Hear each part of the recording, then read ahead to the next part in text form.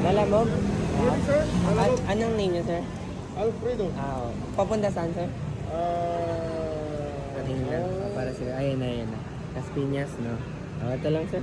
Ito lang sa'yo, sir. Opo. ito ba yun? Opo, yan lang sa'yo. Sa iba kasi ito, sir. Oo. Picturean ko na lang. Alam Thank ko, you. ito sa akin. Pwede. Kung pwede lang. Sige, sir, ha? Tayin ko pa yung isa, eh. Unahan mo pa nga, sir. Saan ba to? Opposite, eh. Papunta north to, eh. O, kasi yan south yan, eh, no? Opposite ng ano. O, sayang. Wala. Kalayo, eh. Naunahan mo pa nga, sir, eh. Nauna ko siya binok, eh. Baka na traffic lang, hindi. Baka na traffic lang. Nandiyan na daw siya, eh. Sabi sa mapa. Sige, sir. Thank you, sir. Ingat. Doon na po yung bayad, sir. Salamat. Ay, natin yung isa. Baka nandito na rin yun. Sige, sir. Sige lang, sir. Oh, sige lang, sir. Thank you, ah.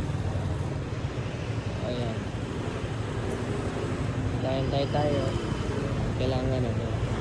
Turo sa akin, kailangan maging mabait din tayo, di ba? Alam mo, may isa akong natutunan sa buhay. Pag kumakain ako, kahit, di ba, may mga waiter, may mga server, may cashier, lahat yung tinatawag ko, sir, tsaka ma'am. Parang malaki na tutulong. And siguro, baka po, feeling ko rin natutuwa sila. So parang, they're more motivated to do yung job nila. Eh, nasanay na rin ako, di ba? Everyone is sir, everyone is ma'am. In a way, respect na rin siya, di ba? Ayan. Nararamdaman ko na uplift yung ano nila eh. Hindi nila feeling na utusan sila o slave, di ba? Which we don't want to happen, di ba? So, feeling ko nakakatulong. Baka isa na dito, so tatanungin mo. Baka isa na dito.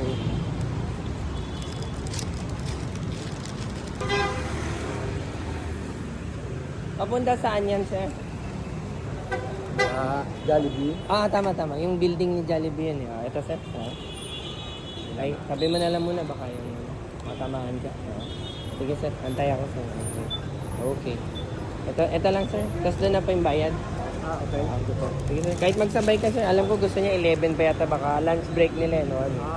Bale, may oras ka pa naman. Sige, Maaga pa naman, sir. Picturean ka lang, sir, Okay, salamat. Tapos doon na pa yung payment. Okay, thank you.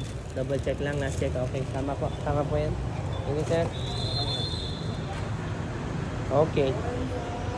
Ayan na, kabalik na tayo. Tapos na yung dalawang lalamove natin. Kaya, gusto nyo mag-order, hindi kayo makapunta, hindi convenient sa inyo makapunta, out of the way, pa-deliver kayo.